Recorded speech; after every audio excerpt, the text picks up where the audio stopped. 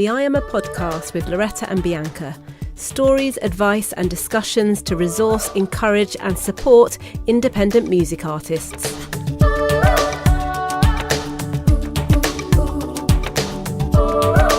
Well, for the last 2 weeks, we've covered PR and promotion from a general and broad perspective.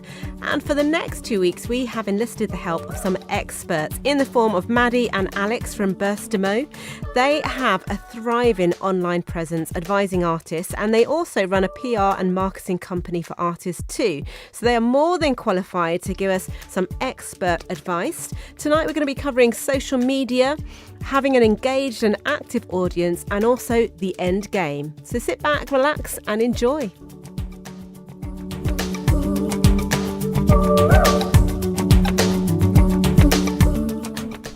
Welcome to the I Am a Podcast. Now, if you've been following us for the last few weeks, you'll know we've been tackling PR and promo.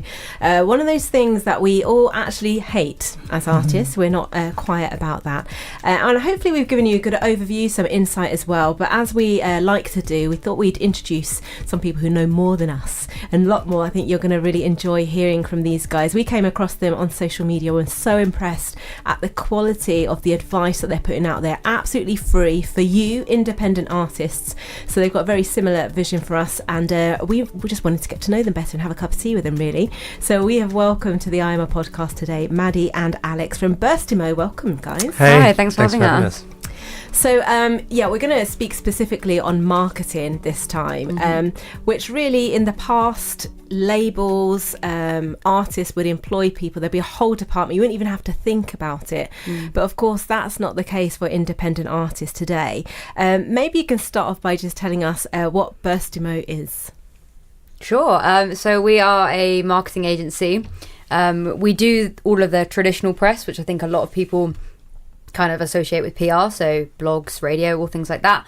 But we've sort of just modernized the idea of music marketing, and we're just focusing on where people actually discover music. So streaming platforms, social media, anything like that, really, where people are actually listening to music. That's kind of where we get artists and we actually place them and just help them with growing their audience in ways where people are actually discovering music. And you've got some experience in this already, Maddie. Just tell us a bit about your background and kind of what you bring to the Burstimo table. Yeah, so my background's actually in traditional PR. So I used to do kind of plugging to radio, online promotion, print, and all things like that. But as I'm sure kind of both of you know, those things aren't as important as they used to be. And I was getting sort of frustrated because I would get an artist and I would get them placed on, say, Kerrang TV, get them a feature in Kerrang magazine, and then you would go onto their streams and it wouldn't match. They'd have less than 1,000 streams. So you'd be thinking, what was this press actually getting them? What was this kind of, what we thought was marketing actually doing for an artist? So I think both me and Alex were just understanding that what was once so important just no longer is. So we still see those things as important because you do need them for other areas, and it gives you a little bit of credibility, but not entirely. And that's where we've sort of taken those traditional techniques and just sort of modernized them a little bit. So I know you're a good team, a good double act. So Alex, just tell us a bit about your background. Yeah, I started in music back in 2013, working in music management. And developing artists and that kind of thing. Again, it was still going back to kind of the traditional thing. Every artist was trying to get signed. Like, they did nothing until they were signed. So they would write songs, they would create their image, and then they'd present themselves to a record label and hope that they'd do the rest. And I kind of knew at that point as well that doesn't happen anymore. You've got to do it yourself. The numbers on social media, your fan base, that's what they're signing now. And then I went into marketing and kind of got a bit obsessed with marketing itself. And then went back into music with my newfound knowledge of marketing and started applying that to the music industry. And that's kind of how Burstimo was born. We realized that everything had changed, and we wanted to kind of apply it to the music industry and just bring fresh ideas to it. Well, we're really grateful that you did, by the way. Thank you. Because you're sharing this stuff for free. Why did you want to kind of share, in the way that you have? Why did you want to do that for artists? Because there's lots of people charging a lot of money. I know, and we want to tell people how they can get help from you guys as a business, but you're offering a lot really good tips, because obviously all of us in this room have looked for advice before, and it's quite hard to come by, isn't it? Yeah, a lot of companies. That's what's frustrating, though, isn't it? We've seen companies kind of trying to keep their secrets and cards close to their chest, but to be honest, we just kind of give it away and everything we know. People still employ us. It's fine. Like they don't kind of go away and kind of use it. We still get a proportion of those people coming and saying, okay, great, well, you do it for us. And yeah, it's just, we get a lot of good ideas from it as well, in terms of like, we put out an idea that we have, and then we get a lot of feedback from the artists themselves and saying, actually, I tried that. And then we get like so much information from people. Like if it goes out to 1,000 people, that's 1,000 people's opinions that could come back and say, actually, that worked, that didn't work, and things like that. So you can bounce ideas off each other. We also found that we were being a little bit hypocritical, because we had these artists and we were saying to them, you need to be creating constant social media content, you need to be engaging with your audience, you need to be doing this, this and this. And then we sat there with basically an empty Instagram account. We didn't have a YouTube channel. So how long has Burstimo been going before you started being as active as you are on social media? Just over a year before we actually were making content. We've been making content now for about 6 months.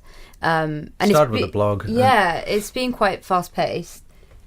You guys do produce a lot of content, don't you? Yeah. Like you're really no, it's great. You're really consistent, and that I'm thinking about it from an artist's perspective, that even artists can just go and see what you're doing, and like the techniques you're using for your own company. Yeah, exactly. Are quite crossover, aren't they? One kind of thing we try to put across is content doesn't need to be this whole clean cut thing. Yeah. You have so many opportunities to make content. I just think artists don't realise that they actually can make content from it. So you're performing live.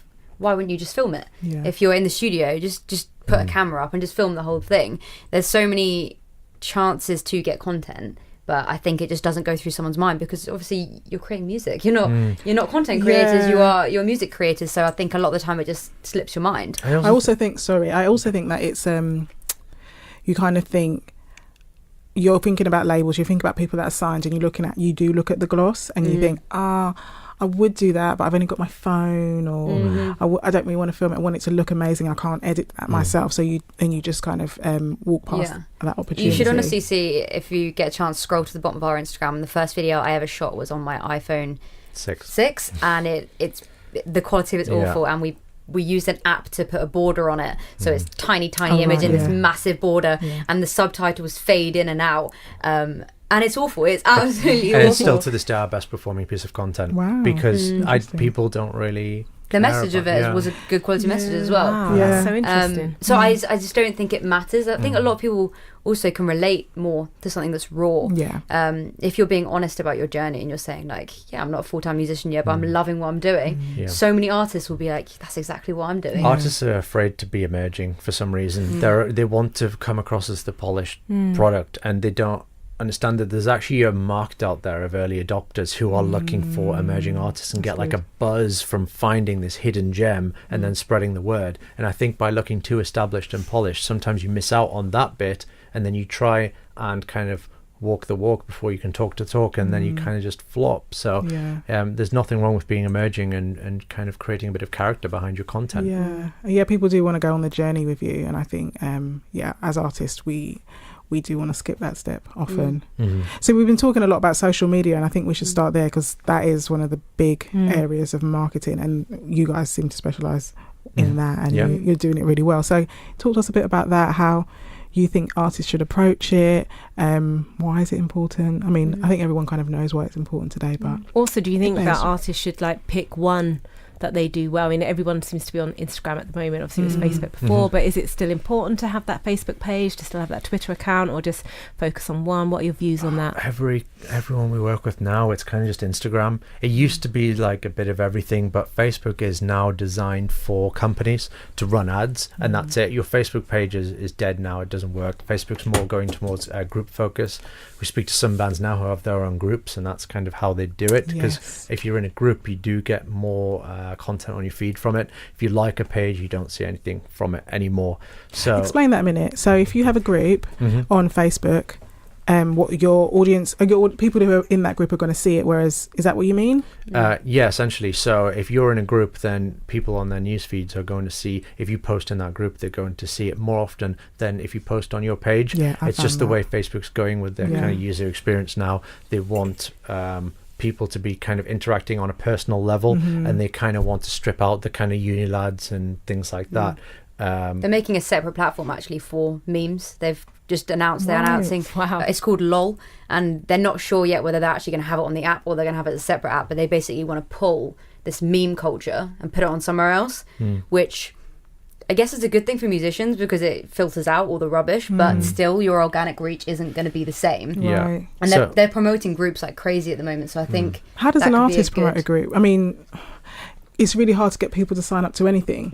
So now you're going to ask them to sign up, like create a group and say, come in here. Yeah. How would you suggest an artist adding goes about value that? would probably be the only way, because you couldn't say, hi, I'm an artist, join my group to get my updates, because they don't know you, they don't really care. So I think you'd need to do it as, I'm going to teach you something, or I'm going to show you something. I'm going to create, and then along the way you might actually find out that I'm releasing music. So almost like a sort of insider club, if you like. Yeah. So perhaps incentives if you've got a tour coming up or a project coming up. Yeah, just build a community a little bit, maybe. Right. Could an artist go, I'm going to create videos, live videos, and just put them in my group? Would that... You could do, yeah. I think the end goal should actually be the group. I think there's kind of two things. The streaming platform is the end goal for the artist, and also in the group, it's a completely new concept, to be honest. It's literally for 2019, that's what Facebook have shifted now. It used to be Facebook pages, but now that's just for running ads on, and that's it.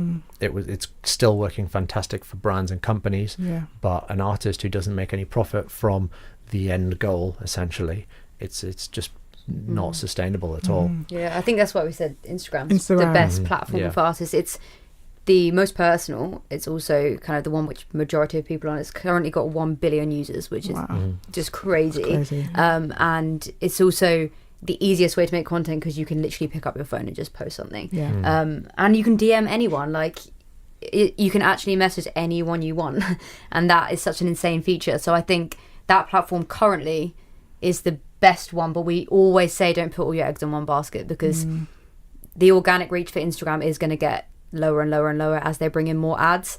So then there'll be a new platform that you should join, so it's going to constantly be changing. That's why you should sort of just keep an eye on everything that is and going on. build a brand, so people will search for you on whatever comes next, essentially.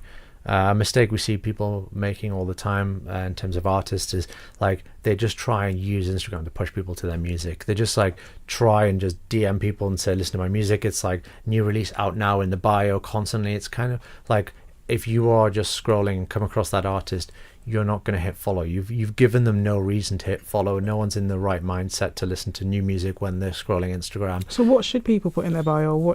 How should people an artist incentivize a scroller? A reason to follow which kind of works for the platform. So if you're creating kind of bite-sized pieces of content like fun behind the scenes things, short stories, that kind of thing, where you get to know the artist on a personal level, and then you can direct them to the streaming platform once you have that core audience that is constantly engaging with you, and you just don't have that kind of disengaged audience. So for example, we work with an artist called Hanny. They're a female production duo, and their following on Instagram is huge, but that's because they are constantly teaching their audience how to use different equipment. They're showing them the different equipment they've got. They're doing covers, they're doing loops, they're doing so much daily that by the time they say, oh, by the way, swipe up, we've got a new song, everyone's like, oh, these guys are really cool, I'd love to hear what music. Like half the comments they sometimes used to get on their pictures was like, oh, I didn't realise you were releasing music yourselves, which is actually really good, because then it doesn't come across as an ad. If you are constantly pushing out a track, it's just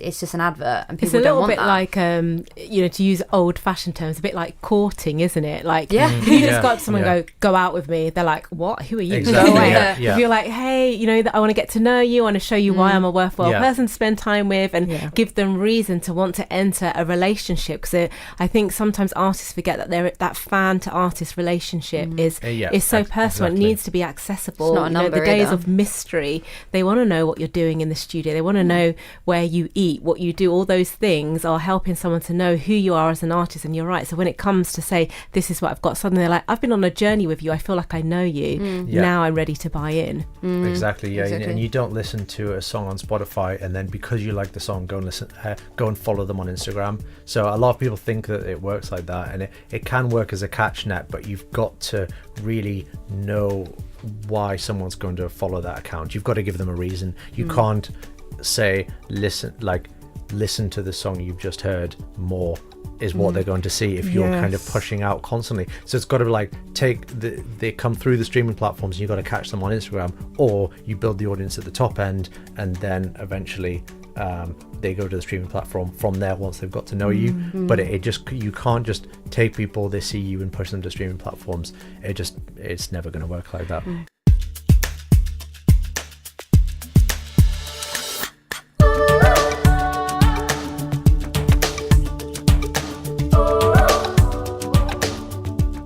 Just a quick reminder that we have a growing library of really useful videos on our YouTube page, including interviews with artists and music industry insiders sharing their experience and expertise. Search IAMA on YouTube or visit our website www.iama.co.uk.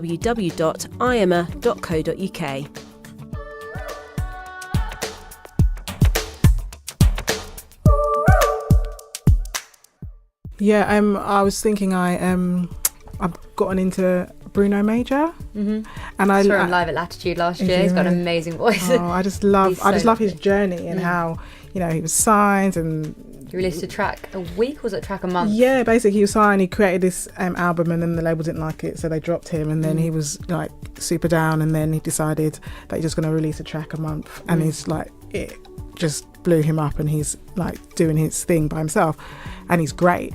And I went on his Instagram, and I like that he takes people on the journey. Like, he shares his voice notes of old songs and his creative process, and he just brings people closer to the way that he creates. And I think for artists it's quite hard because traditionally we're used to that distance, and we just don't know how close to allow the audience in. Also, you're kind of comparing yourself as an emerging artist to the winners already, the people that are at their top point, the people that are charting, the people that are making a living from it.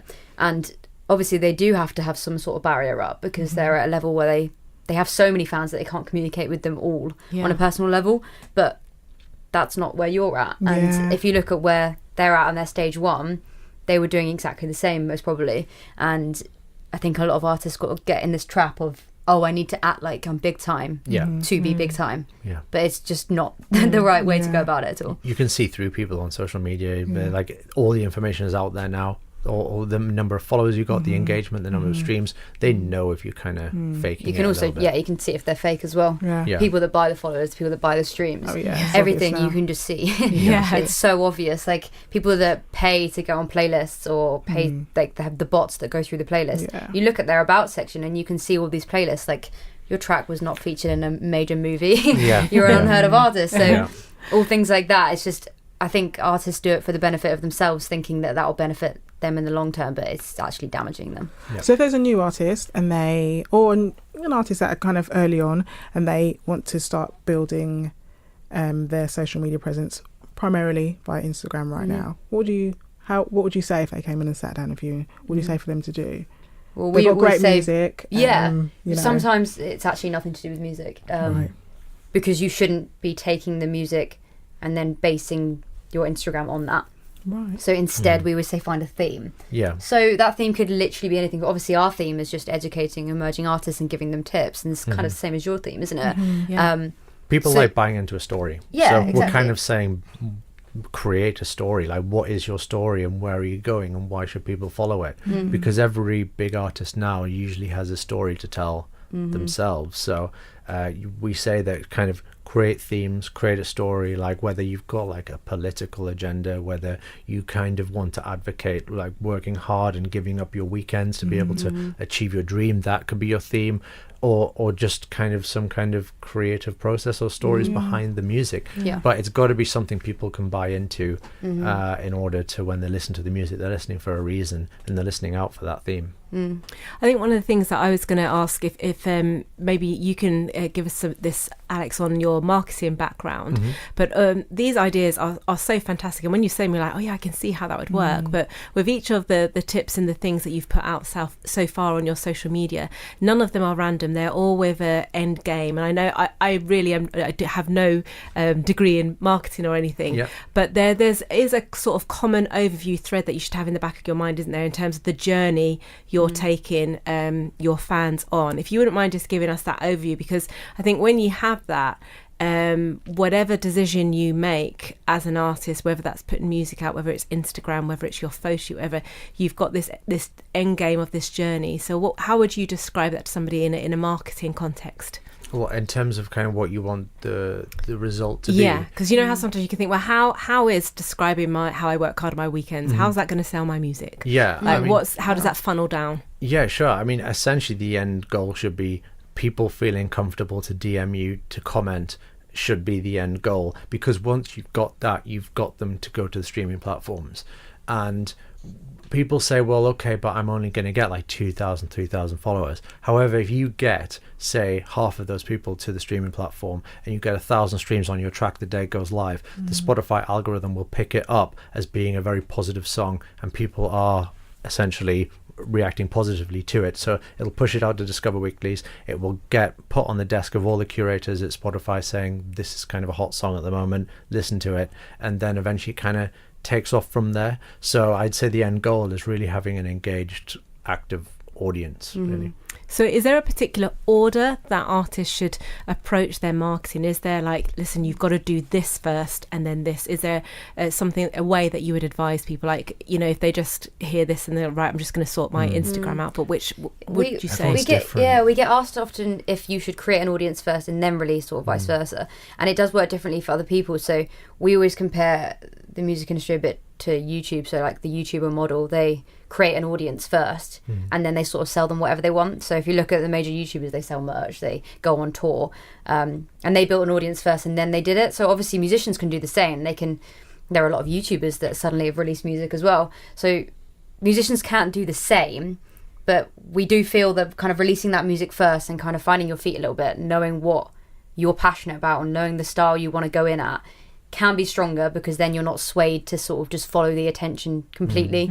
Because if you have that audience first and you release one song and it's not picked up, you might keep trying different genres just so that you can start making money, which Everyone is not the aim at all. Kind of thinks they're going to blow up from their next song. Every artist thinks they're going to, and really you should have a 10 release strategy for 10 tracks. That should be your strategy, because no one, even if you kind of do blow up, there aren't many artists who really absolutely blow up from one song and actually sustainably stay there.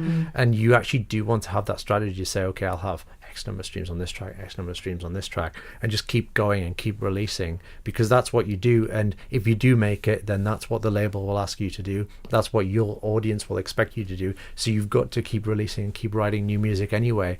And I think people do sometimes over invest in that kind of one song, hoping that it's going to blow up, and you need to be thinking longer term than that. So with that in mind, you said maybe people should have like sort of a 10 song sort of strategy, just that long game.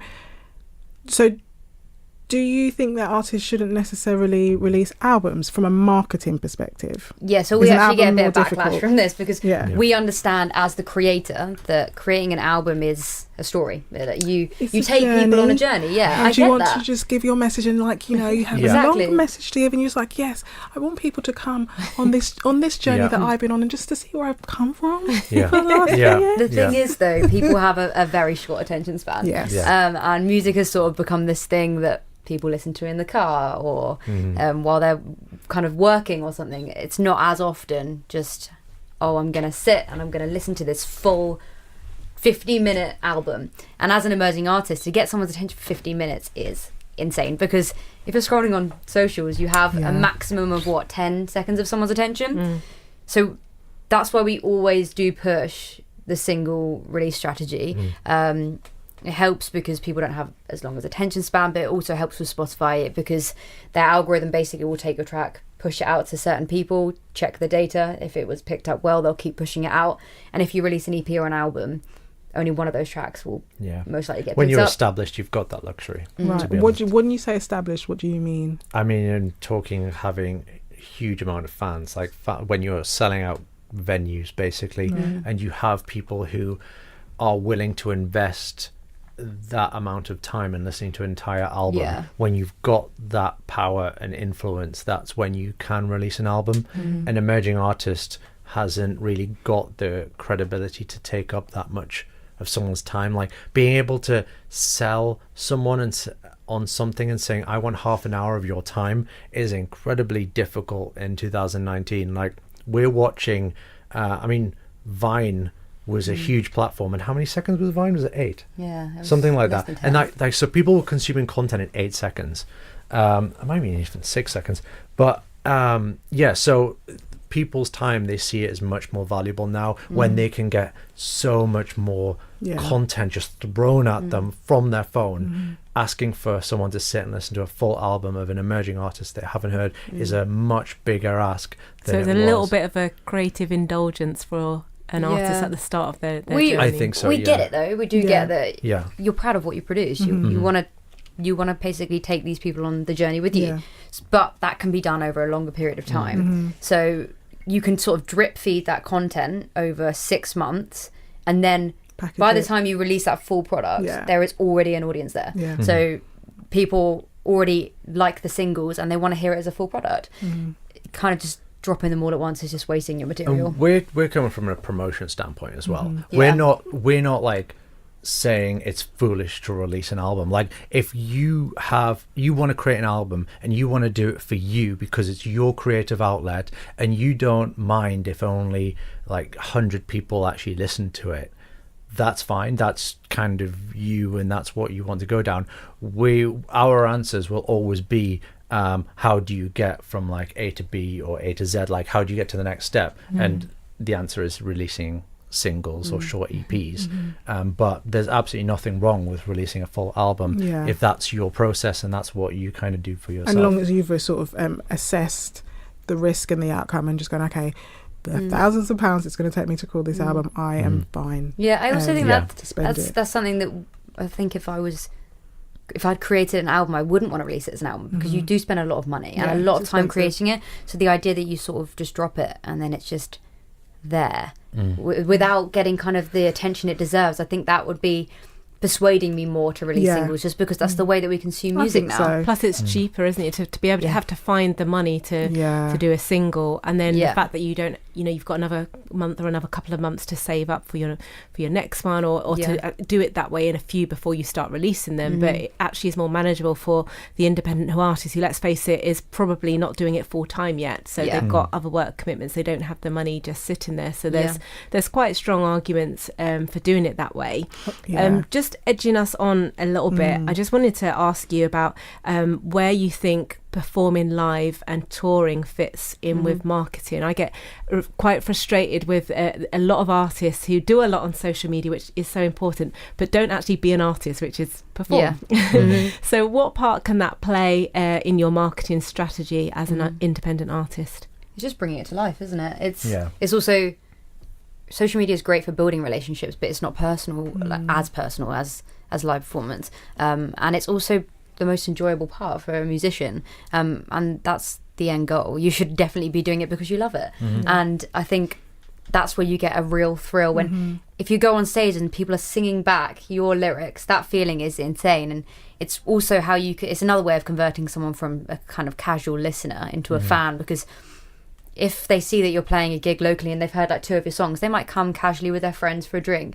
But if you perform such a set that really captivates them, they're a fan, and you've got them now. And there's also the same as like open mic nights or things like that. You can easily convert someone if you put your full effort in. It's a chance to meet your existing fans as well, and show that if you show up to my gig, you can chat with me if you want. I think, again, when emerging artists are looking at what the big guys are doing, they're saying, okay, well, they kind of go off stage and then they disappear and there's a mystery about them. Whereas an emerging artist kind of can hang back and speak to the people they know, and if someone comes along and says thank you for creating the music, been listening to your Spotify, they can meet you. So it's an opportunity to actually meet your fans. A lot of the artists just kind of disappear straight after their gig, and they think that kind of adds credibility, but really you want to be kind of building that fan base, and people will have a good time and they'll come see you again.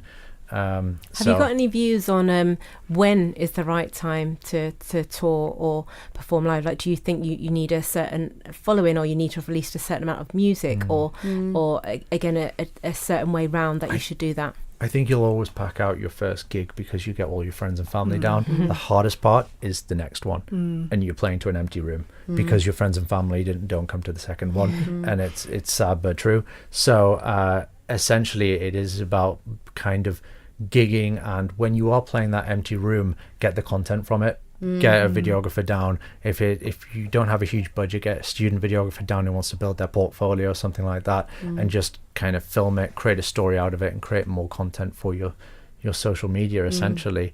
You just have to accept you're going to be playing some empty rooms, and there'll be some nights. Part of the journey. It's part of the journey. But again, put it in the video that you played in an empty room. There's nothing wrong with that. It doesn't mean your music Everyone's is bad. done it, Because if your music is good enough, people will see past that. I also think a lot of people want to get a booking agent immediately, and it's the same as a manager quite a lot. I'm sure that you've seen that people want a manager for the sake of saying they've got a manager. It's almost a badge of honour. It is, and if you haven't released music yet, you don't need a manager. And it's the same as booking agent. A lot of people, they've released their first song and they're like, okay, I need to get a booking agent now. And it's like, you haven't even played your local pubs yet. A booking agent does want someone that's kind of got their set perfected. They've actually put time and effort into that set, and they know how they want to progress, and sort of can guarantee some sort of ticket sales because they want it to benefit them as well. So you need to do it yourself first and then progress to a point where you can look at actually outsourcing it a little bit. It's just human nature, isn't it? Everyone always kind of invests in the things before they actually kind of do it themselves. So when you're joining the gym, you get all the kit and the trainers and stuff, and the gym membership, and then never go. Or you start photography, you go get the camera. It's kind of the same thing. Before you even started, you want to get the manager, the equipment, the guitars, the amp, and then you've got to build the audience and start writing the songs. It's really about kind of getting a manager is when you can't handle when you can't handle everything because everything's going so well. And don't forget to sign up to our mailing list, where you'll receive a free 10-day guide especially designed to inspire and equip independent music artists with some really useful, practical and inspirational resources. Sign up at www.iama.co.uk. For more great content from IAMA, find us on social media at We Are IAMA. Check out our Spotify playlist for new music from independent artists. Search We Love Independent Music.